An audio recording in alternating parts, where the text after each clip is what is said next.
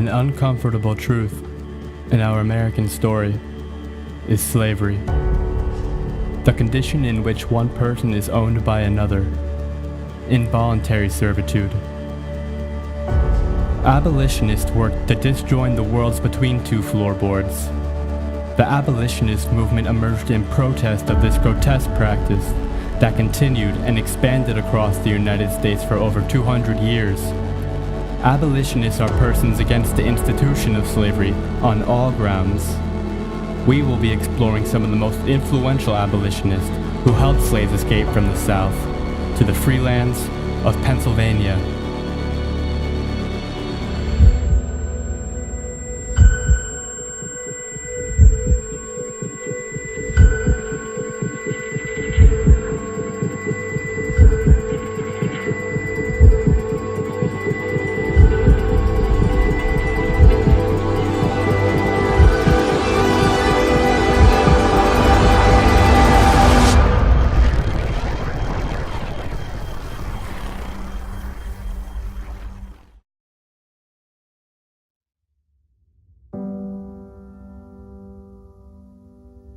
What many do not know is the critical role Wilmington, Delaware played in the abolitionist movement. Nearly every slave who escaped the Southeast made their way through Delaware's marshlands to reach freedom in Pennsylvania. Abolitionists such as Harriet Tubman, John Hunn, and Thomas Garrett spent a great deal of time here, helping runaway slaves reach freedom. Many of the abolitionists who did their work in Wilmington were buried here, in the Wilmington Brandywine Cemetery. The names of these heroes have been forgotten, and their stories are buried throughout the city. However, the stories of some live on, and we are here to preserve them.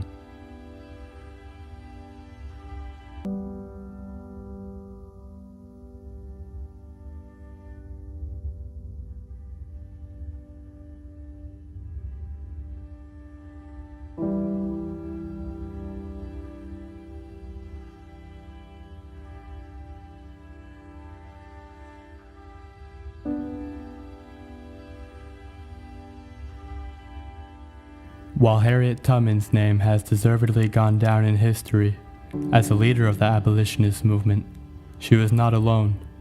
There were others who played a key role in the Underground Railroad, and it operated right here in the small state of Delaware. If you believe in doing good, then you should do it every time.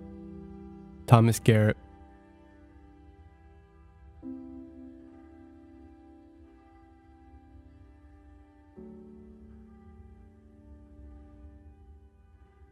Thomas Garrett was born in Upper Darby, Pennsylvania, on August 21, 1789. His childhood was one of great contradiction, common in colonial America. The Garretts were active members of the thriving Quaker community, while also employing black servants in their home.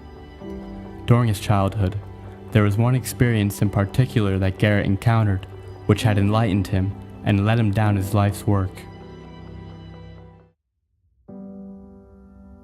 There are people who literally feel a higher calling and literally feel like there's something bigger than themselves, and there's a principle that they commit themselves to. And with Garrett, the story goes that when he was young, one of his family's servants was kidnapped by slavers and was hauled off down. He was in basically what's now the main line of Philadelphia, and he pursued her, stopped the men who had kidnapped her. Realized, I think, in my understanding, Garrett realized how horrible in every particular slavery would be, especially if you were a young woman in the grasp of two men, if you had no rights, if your body was their property.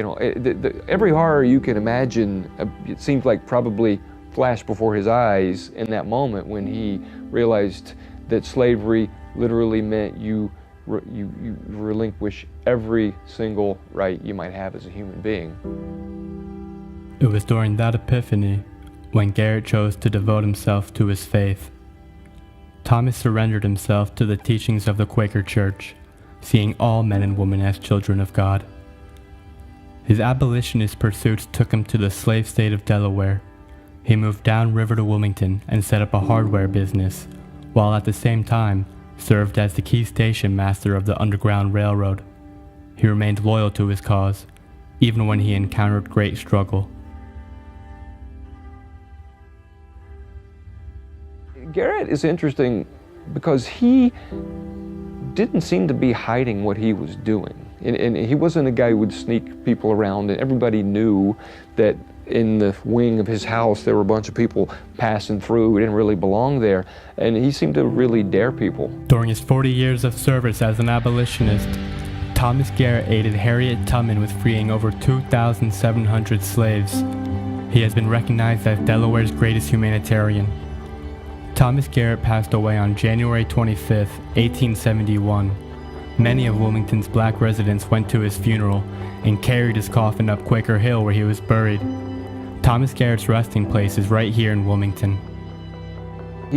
In some ways, you would say he's a fanatic. You know, someone who believes that his ideology and his beliefs protect him from the laws of the land.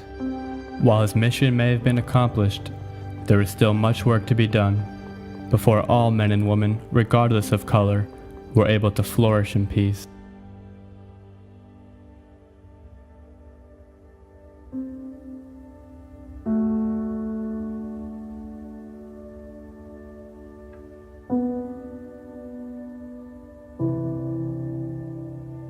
They haven't gotten me yet. Thomas Garrett.